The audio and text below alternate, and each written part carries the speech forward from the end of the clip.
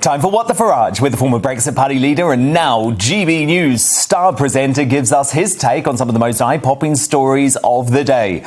But breaking news tonight, Home Secretary Priti Patel has signed an agreement with France to double the number of police patrolling their beaches in a bid to combat the migrant crisis. The deal with the French Interior Minister commits to improving intelligence sharing between the UK and France and the purchase of more cutting-edge technology to defeat people smugglers, according to the government. But that comes on a day that 430 migrants crossed the Channel, a new record. So, Nigel, what is this from Priti Patel tonight? Damage control, or do you think it will make an actual dent in the number of migrants coming to the country? No, absolutely not. And we've heard it all before, Dan, over and over and over. Ever since August 2019, Priti Patel has made statement after statement that got tougher and tougher and tougher. 10 years in jail for people smugglers, life imprisonment in jail for people smugglers. The RAF are going into the Channel. We've got drones. The Royal Navy are going into the Channel. We've just given the French another 30 million and another 30 million and another 30 million. And it's all going to solve everything. And none of it makes any difference whatsoever. And she's got away with it up until now. She's got away with sounding tough, and the Tory supporters say, oh, isn't she wonderful? Well, the fact is she's failing dramatically. And the only way this can be stopped is by saying that anybody that comes via this illegal route will never be allowed to stay. And until we do that, it's going to continue. It's out of control. I predicted, Dan, with you a few weeks ago, 20,000 would come this year. I'm changing my mind on that. I think it could be 30,000 now. This is just ridiculous. And public opinion feels that we are being humiliated by huge numbers of young men coming onto our shores, very few of whom would ever really qualify for genuine refugee status. And I think this will get worse. And I suspect by the end of the summer, this will be the biggest non-COVID story in British politics. Well, I think you're right, Nigel, and let's be honest, a lot of that is down to you and the work that you have been doing. But it was fascinating today. I was tracking our rivals, and they don't want to cover this story. They don't like this story. It doesn't fit their worldview. And the reports on the BBC and ITV were still very much in favour of the illegal migrants. However, Nigel, they're covering it. They know, and it's thanks to you and it's thanks to GB News, that they can no longer ignore this story. And that's a real problem for the government because for a long time they ignored it. Well, the BBC might start covering this more, and I'll tell you why. Because this is now starting to hurt in the red wool. You see, Brexiteers voted to take back control of our borders. And I've never in my lifetime seen us having lost control of our borders to the extent we have over the course of the last few weeks. So it's now a real political issue that's going to start to bite. Boris Johnson has never, ever honestly answered a question about this. And I kind of get the impression Boris doesn't care. Don't forget, as Mayor of London, he proposed amnesties for all illegal immigrants who were there in London. And I think this is going to start to bite them. So if the BBC thinks it'll hurt the Conservative government, they'll cover the story more. But make you laugh, the BBC reported this morning 430 migrants had come yesterday. All right, didn't say illegal migrants, just said migrants, amongst whom were a large number of women and children. Really? They're nearly all young men. Yeah, and all of the pictures that I saw today of the boats arriving, they, again, were all young men. So if these women and children are arriving, it's very curious, isn't it, Nigel, that we don't ever see footage of it, No, so, I mean, look, there are some. There is a small percentage of children, a small percentage of women, but overwhelmingly it is young men.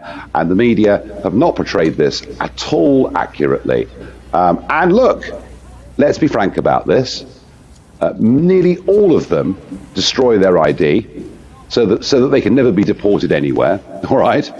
And we don't know whether some of these guys were fighting for ISIS in Syria 18 months ago. We literally have not got a clue. Now, look, the Home Secretary, Nigel, has said in a statement in the past 2 hours the British people have simply had enough of illegal migration and the exploitation of migrants by criminal gangs. The only cast iron new policy, however, seems to be a further financial investment of 62.7 million euros to support France's efforts against small boats. That's right. That's right. Keep giving them more money. Keep telling the public what they want to hear. The public are fed up with this. No, we're fed up with being given an absolute pack of lies ever since August 2019 by you, Priti Patel, who, and I'm sorry to say because I like her personally, but as Home Secretary, she's proving to be pretty useless.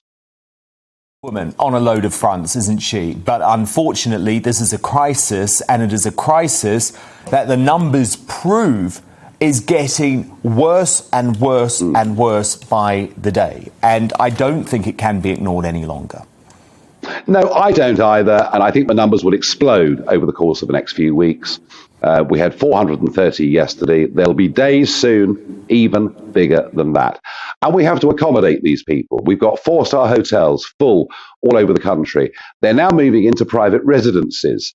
And the truth of it is, and the reason you see people on those beaches, you know, giving their V signs and high-fiving, you know, with their Nike trainers and their latest iPhones, the reason for it is they know once they're here to stay. And that is what gives the smugglers, you know, a huge, huge sales pitch anywhere they want. And, you know, the people coming from Africa, from the Middle East, from Pakistan, Afghanistan, they're coming from all over the world. They are economic migrants, far more than they're refugees. I've no doubt there are 1 or 2 genuine cases in there, but the vast majority simply are not.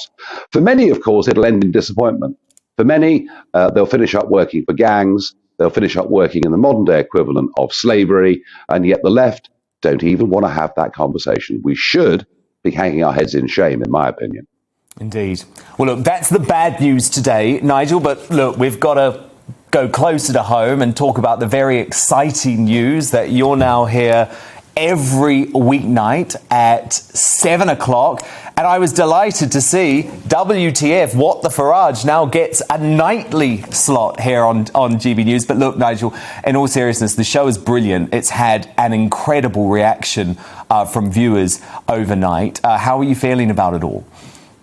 Yeah, good. And on What the Farage, I will freely, openly admit, Dan, that it was your idea and I've stolen it. There's no question about that. You know, no idea is too good not to replicate, but I'll go on doing it with you. No, it's an honour. Yeah, you take it. You take it. Yeah. Look, you know, GB News has received a fair bit of mocking criticism from media rivals that don't want it to succeed. It is 5 weeks old. It is a fledgling. And actually, you know, the app is working very, very well. The social media following is building up compared to our rivals really massively impressively. And I'm very excited to have the opportunity. I've done radio before, very much as you've done, Dan. This is my first venture into television. I will go on doing the political correction on Sunday mornings, but to have the opportunity 4 nights a week, Monday, Tuesday, Wednesday, Thursday, to get out there, to take the big issues of the day, to look at elements of stories that nobody else will cover. I mean, for example, today, we looked at 2 men assisting a migrant boat onto a beach in Kent. I mean, they were actually actively guiding this boat in. So we asked the question, should the public be doing this? And we got a heck of a response to it, as you can probably imagine. So look, I'm excited about it, and I will, as with everything in my life, give it my all. And I promise the viewers, they will get to hear both sides of every argument so that as grown-ups, they can make up their own minds. The only promise I make is I will not be taking a knee on this show. And I can tell you I will not be taking the knee on this show either, Nigel. I'm pretty sure you won't see Andrew Neil or Colin Brazier or Michelle Dewberry taking the knee either. Nigel Farage, back tomorrow night.